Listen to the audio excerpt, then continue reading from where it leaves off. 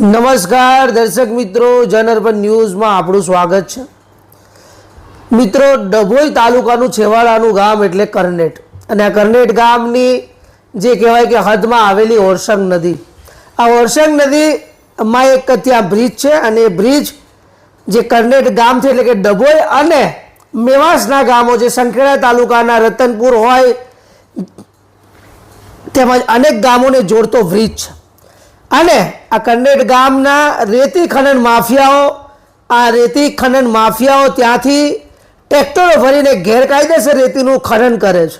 રેતીનું ખનન તો થાય છે, પરંતુ મુશ્કેલીની બાબત એ છે કે જ્યાં બ્રિજ છે એ બ્રિજના પાયાની અંદર રેતીનું ખોદકામ કરવામાં આવી રહ્યું છે, જેના વિરોધને લઈને રતનપુરના સરપંચ તેમજ પોંઢોદ હોય આજુબાજુના તમામ ગામો ભેગા મળીને આજે રતનપુરના સરપંચ મોતીભાઈ સાથે ત્યાં જગ્યા પર આવી અને વિરોધ કરવામાં આવ્યો હતો ને ખાન ખનીજ વિભાગના સરકારી બાબુઓને ચીમકી આપી હતી, કારણ કે મીઠી મલાઈ લીધા વગર તો આ શક્ય જ નથી, અને તમારી નોકરી છે, તમારી નોકરીમાં તમે બેજવાબદાર છો એ વાત સાબિત થાય છે કે આ ટ્રેક્ટરો આખી રાત કોની મહેરબાનીથી અને કોની રેમ નજર હેઠળ આ ટ્રેક્ટરો આખી રાત રેતી ખનન કરે છે અને કરતા જોવા મળે છે।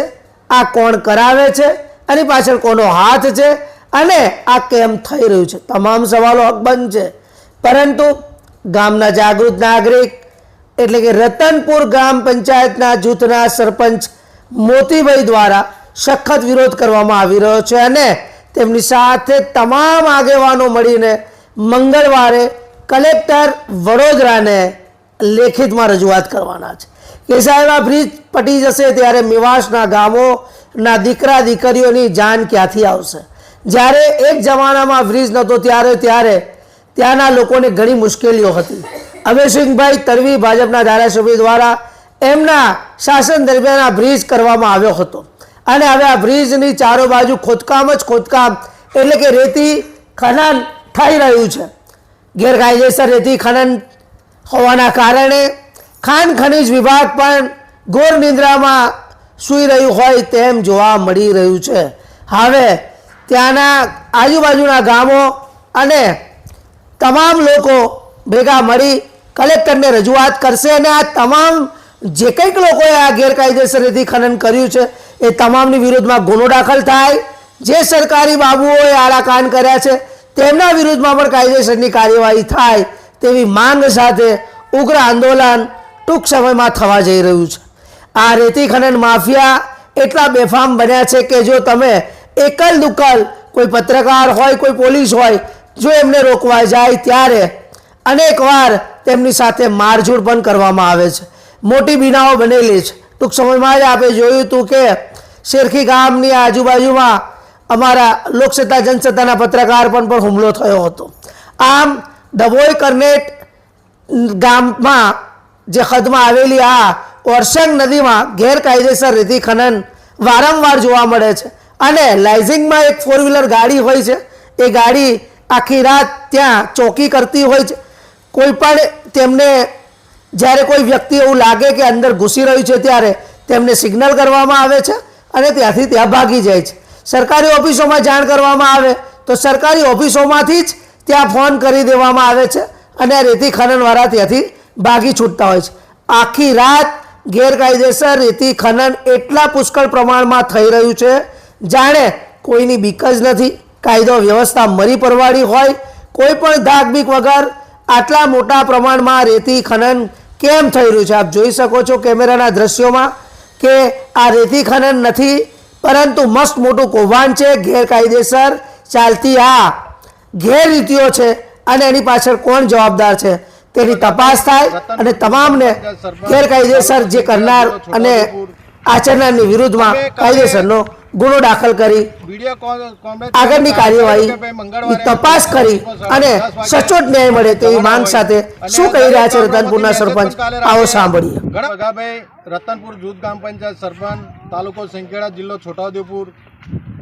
અમે કાલે વિડીયો કોન્ફરન્સથી અમે જાહેર કરેલું કે ભાઈ મંગળવારે અમે કલેક્ટર ઓફિસમાં 10:30 વાગે અમે જવાના હોય, અને દરેક ગામડામાંથી મેસેજ પણ કાલે રાતે ઘણા લોકોને આવ્યા કે મોતીભાઈ અમે તમારી જોડે અમે તમારી સાથે છે, કોઈ ગભરાવાની જરૂર નથી.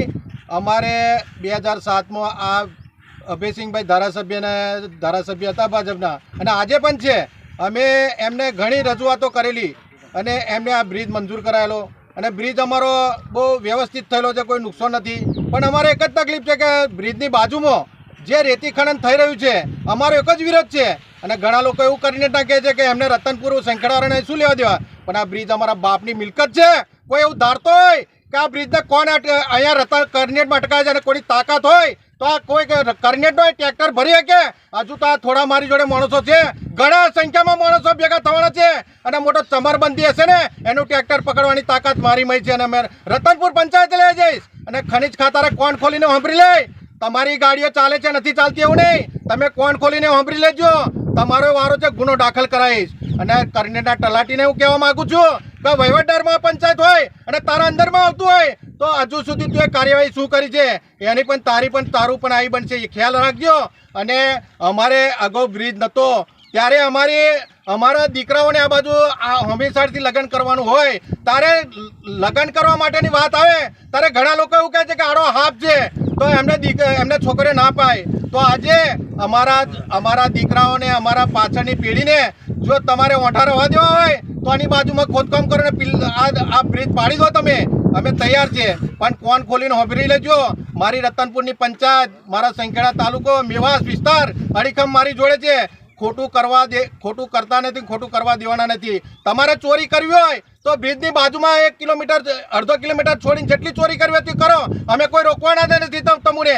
અને આ જીસીબી મારું અમને આવે છે અને જીસીબીથી ખોદવાનો છું. અને ગામના 2-3 માણસો આગેવાનો કાલે મારી પાસે આવેલા કે મોદીભાઈ આ પડતું મેલો, તો અમે પડતું મેળવા તૈયાર છે. પણ તે ભાઈઓને કહું છું ભાઈ આ જવાબદારી તમારી રહેશે, ખોદશે તો જરા કાળજી રાખજો. અને તમારે આવવા જવાનું છે અને અમારે જવાનું છે. આને નુકસાન થશે પછી કંઈ બેઠો વહેલો બ્રિજ થવાનો નથી. એટલે આપણે મશીનથી પણ ખોદાવીએ છીએ. અને આ બ્રિજની બાજુમાં તમે જોઈ લો. અને આ તો હજુ ઓછી સંખ્યામાં માણસો છે અને અહીંયા ખોદકામ થશે. મોટો ચમરબંધી ટ્રેક્ટરને આવશે એનું પકડવાની હું તાકાત રાખું છું. બોલો ભારત માતા કી જય. ભગાભાઈ, રતનપુર જૂથ ગ્રામ પંચાયત સરપંચ, તાલુકો સંખેડા, જિલ્લો છોટાઉદેપુર. રતનપુર ની પરસંગ નદીની કિનારે 2007માં અમે ઘણીવાર અભયસિંહ ધારાસભ્ય સાહેબ જઈ અને ગાંધીનગર રજૂઆતો કરેલી. ત્યાર પછી ભાજપના અભયસિંહભાઈ ધારાસભ્ય તળવી તેઓને મેવાસ પટ્ટીના તમામ ભાઈ બહેનોએ રજૂઆત કરેલી. એક લાગણીશીલ કે મારા મેવાસના વિસ્તારના માણસો બ્રિજ વિના તડફડી રહ્યા છે, ચોમાસામાં ઘણી આવવા જવાની મુશ્કેલી પડે છે. એ વાત એમને ધ્યાનમાં લઈ અને જે તે ટાઈમે ધારાસભ્ય હતા અને આ બ્રિજ મંજૂર કરાવેલો. બ્રિજ મંજૂર કરાવ્યા પછી બ્રિજ બહુ સારી ક્વોલિટીનું બાંધકામ થયેલું છે. અને આજે પણ બ્રિજને કોઈ તિરાડ નથી પડી. પણ એક જ મુસીબત છે કે વડોદરા જિલ્લાની હદમાં અને કરનેટના છેવાડે કરનેટના તમામ ટ્રેક્ટરોથી રેતી કાઢી, પિલ્લરોની બાજુમાંથી રેતી કાઢી 2 નંબરમાં ચોરી કરતા હોય છે. ખનીજ ખાતાવાળાને ઘણીવાર રજૂઆત અમે કરીએ છીએ, ફોન કરીએ પણ ફોન નથી ઉઠાવતા. ઓફિસોમાં રજૂઆત કરીએ પણ બેનને વાત કરીએ તો એ મોકલે છે, તાર પહેલાં ફોન કરી દે એટલે ટ્રેક્ટરો ત્યાંથી હટી જાય છે. અને રાતે આખી રાત હિટાચી મશીન લઈને બહારની ગાડીઓ ઓવરલોડ વગર રોયલ્ટી વગર પૈસા રોકડી કરી અને ભરાવે છે. અને અમે ઘણીવાર નગરપાલિકામાં અમે રજૂઆત કરેલી છે કે ભાઈ આ તમારા વિસ્તારમાં આ ખોદકામ થઈ રહ્યું છે, જો આ ખોદકામ થશે તો ડબ્બાને પણ પાણી પીવાની મુશ્કેલી પડશે. કોઈ ધ્યાનમાં કોઈ વાત લેતા નથી. હવે અમારે ના છૂટકે મેવાસના તમામ ભાઈઓને કહેવા માગું છું કે સોમ અને મંગળવારે આપણે કલેક્ટર ઓફિસમાં જવાનું હોય આવેદનપત્ર આપવા બ્રિજના બારામાં. જો આને અટકાવવામાં નહીં આવે તો આ બ્રિજ નીચે પડી જશે. તો મેવાસના તમામ ભાઈઓને બહેનોને અહીંયાથી પસાર થવા માટે બહુ ઘણી મુશ્કેલી પડશે.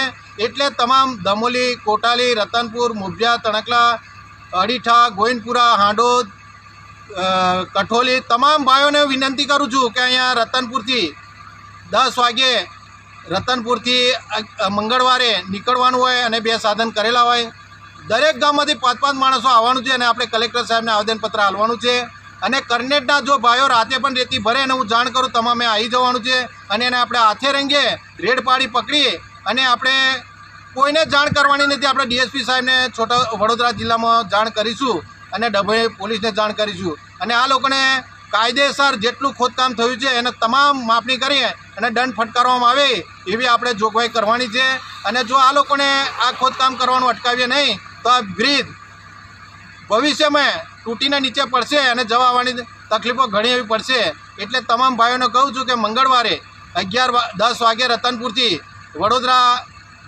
વડોદરા જિલ્લામાં કલેક્ટર સાહેબની ઓફિસે આવેદનપત્ર આલવા જવાનું હોય તો તમામ ભાઈઓને હું દિલથી અને મનથી કહેવા માગું છું કે તમામ ભાઈઓએ આ લોકોને અટકાવવા માટે આપણે તૈયાર થવાનું છે. એટલે 10 વાગે સવારમાં રતનપુર આવી જવાનું અને પછી આપણે કલેક્ટર ઓફિસમાં વડોદરા જવાનું છે આવેદનપત્ર આલવા. તો તમામ ભાઈઓએ સાથ આલવાની જરૂર છે ભાઈ. લાવજો.